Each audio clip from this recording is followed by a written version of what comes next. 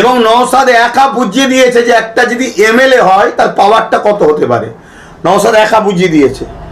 মমতা ব্যানার্জি বা তার টিম যেভাবে নওশাদকে হারাবার চেষ্টা করেছে, শুভেন্দুর ভবানীপুরে হারাবার জন্য চেষ্টা করেছে, অন্যান্য জায়গা থেকে যেভাবে ওই কোথাও একজন অবাঙালিকে গুজরাট থেকে নিয়ে এসছে, ইউসুফ পাঠান নাকি, নাম শুনলে মনে হয় मैं পাঠান হো, মিসুম পাঠান। আরে রাগ তো পাঠান, পাঠানে ইমান বুঝে যায় না।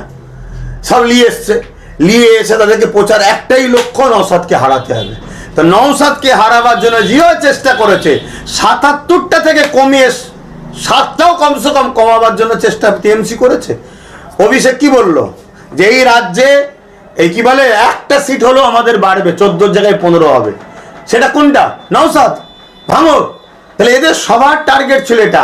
তাই আমি বলেছিলাম ওই একটার দিকে টাকাতে গিয়ে তো সব ফসকে যাচ্ছে।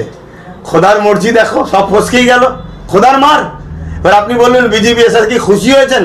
শুনুন, মহান স্রষ্টা আমাদেরকে পরীক্ষার যুগে যুগে নিয়েছে। আমরা নমরুদের সময় তো ছিলাম, ফেরাউনের সময় ছিলাম, সাদ্দাত, হিটলার, আবু জেল, চিঙ্গিস খান, হালাকু খান, তাতারি, যুগে যুগে ব্রিটিশ পিওর আমাদের উপর জুলুম হয়েছে। আমরা এই দুনিয়ার পরীক্ষা দিতে এসেছি, আমরা কাউকে ভয় করিনি। বিজেপি কি হয়েছে?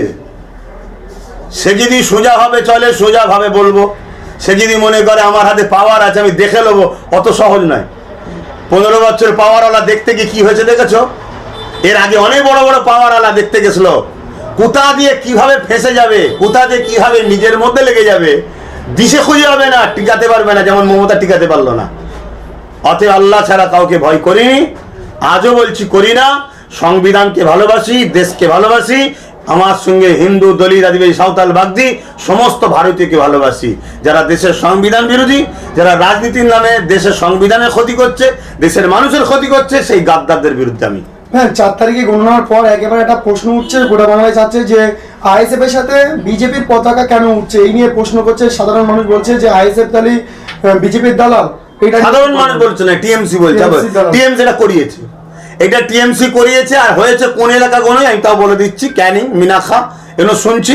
কিন্তু আমরা সার্ভে করে খবর পেলাম তাদের একটা কেউ নেতৃত্ব নয়, একটা দুটো নেতৃত্ব যেখানে যেখানে পাওয়া গেছে তাদেরকে আমরা ডেট দিয়েছি, আসো ক্লিয়ার করো কি ব্যাপার। তার মধ্যে একজনকে ক্লিয়ার করতে পারেন, আমরা সঙ্গে সঙ্গে সাসপেন্ড, যা জীবনে সাসপেন্ড করে দিয়েছি। আমি দলকে বলে দিয়েছি যদি ওকে কোনোবারে নেওয়া হয়, যে লেভেল দলের নওশাদ যদি হয়, নওশাদকে দল থেকে বাধা দেবো। হ্যাঁ, আমি এই দলের মধ্যে এখন হয়তো ফুল দায়িত্বে চার্জে নেই, কিন্তু তবু মনে যায় ভুললে হবে না, এই দল প্রতিষ্ঠিত আমি করেছি। আমাকে যদি চটিয়ে কাজ করতে চায় তাহলে কিন্তু সে যেই হোক তাকে আমি ছাড়বো না। হয়তো আমি ব্যস্ততার দরুন বা আমার অন্য জগৎ আছে, আমি এই দলের কর্মসূচিতে সময় দিতে পারি না। আমাকে নলেজ দেখতে হয়, আমাকে শিক্ষা প্রতিষ্ঠান দেখতে হয়, আমাকে ধর্মীয় প্রোগ্রাম দেখতে হয়। আমি এই জন্য এই দলের ব্যাপারে তাদের কাছে ছেড়ে দিয়েছি। তারা পুরো টিম নিয়ে সর্বধর্মের মানুষ হলে তারা রাজনীতি করছে, সেই জায়গায় ছেড়ে দিয়েছি। কিন্তু তা বলে দলের ভাবমূর্তি নষ্ট হবে। দলের ভাবমূর্তি নষ্ট হলে আজকে যখন বিজেপির পতাকা লিতে কি বলে আইএসএফ এর পতাকা বিজেপির পতাকা এক জায়গায় হচ্ছে, তো লোক কি আমায় গাল দেবে না? আমাকে গাল দিচ্ছে, তাহলে আমি ছেড়ে দেবো কেন? তবে আমি যেটা আপনাদের মিডিয়ার মাধ্যমে বলবো, এটা সম্পূর্ণ আইএসএফ এর ভাবমূর্তিকে নষ্ট করে দাও, যাতে আগামী দিন বিজেপির অত্যাচারের বিরুদ্ধে আইএসএফ যেন লড়ার শক্তি তৈরি করতে না পারে। আপনারা খেয়াল করে দেখুন তো, আইএসএফ এর যে র্যালিগুলো হয়েছে, যে মিটিংগুলো হয়েছে, বিজেপি করতে পেরেছে, টিএমসি করতে পেরেছে। আইএসএফ এর ছেলেগুলো দেখুন তো কারা কারা, দেখুন 20 থেকে 30-35 একদম সাইজ। এদের যে স্পিরিট, এই স্পিরিটকে বিজেপি ভয় করছে। অতএব দিদি মোদির সেটিং ছিল, আছে।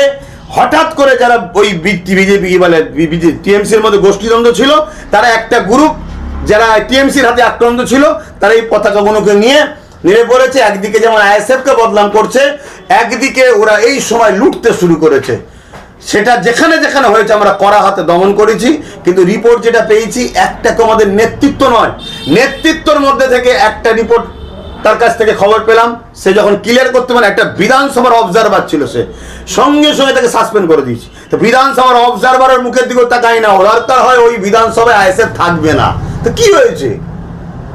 কিন্তু তা বলে আমাদের দুশ্মনীর সাথে সঙ্গে যারা সংবিধান বিরোধী, যারা অন্যায় করবে, তাদের সঙ্গে কখনো কাঁধে কাঁধ মিলিয়ে চলা আমাদের দ্বারা সম্ভব নয়।